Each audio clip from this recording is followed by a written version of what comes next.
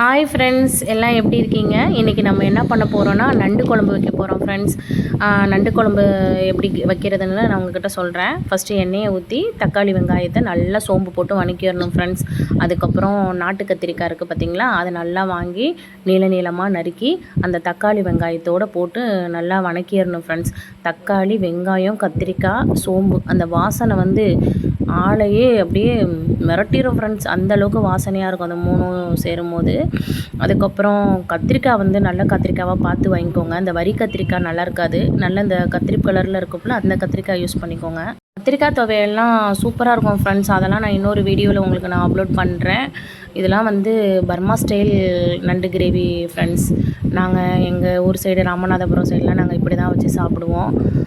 செம்ம டேஸ்ட்டாக இருக்கும் ஃப்ரெண்ட்ஸ். நான் செஞ்சதை மாதிரியே நீங்கள் ஒரு தாட்டி செஞ்சு பாருங்கள், சூப்பராக இருக்கும். இன்னொன்று என்னென்னா, நண்டு குழம்பு வைக்கிறப்ப கொஞ்சம் எண்ணெய் கொஞ்சம் உண்டனை ஊற்றிக்கோங்க ஃப்ரெண்ட்ஸ்.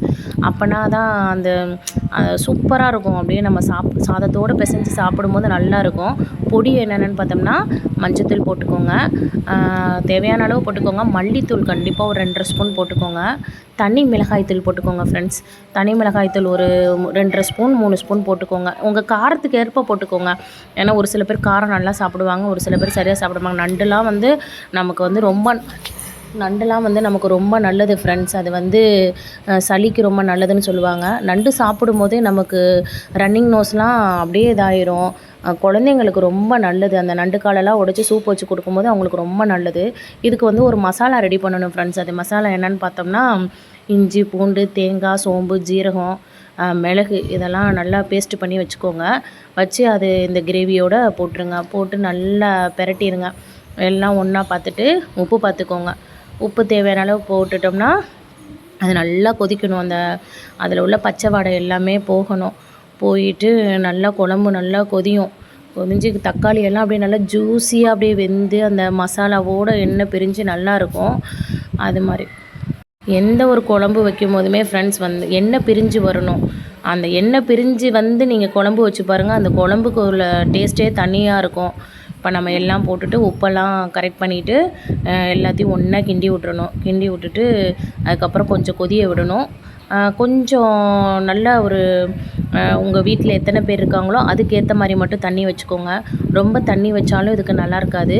அதே மாதிரி ரொம்ப கட்டியாக வச்சு சாப்பிடாமல் ஓரளவுக்கு நார்மலாக நீங்கள் வச்சு சாப்பிடுங்க. செம்ம ருசியான நண்டு குழம்பா இருக்கும். இப்போ நண்டை நம்ம க்ளீன் பண்ணி வச்சுருக்கோம். அந்த நண்டை வந்து எல்லாமே எடுத்து நம்ம தேவையான அளவு போட்டுடுறோம். நண்டை வந்து நம்ம இப்போ குழம்போடு சேர்த்துட்றோம்.